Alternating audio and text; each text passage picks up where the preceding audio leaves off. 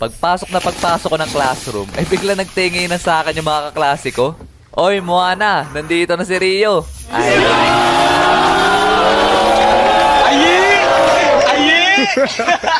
talaga namang, oh my God. Gusto ko nalang maglaho na parang bula noong mga oras na yon. As in, gabutil yung pawis ko sa hiyanon.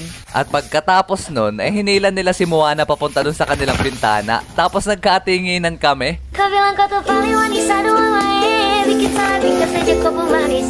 Bikin saja di kosen. Kabilang kau tuh paling wanita dua lain. Bikin saja kau pemanis. Bikin saja.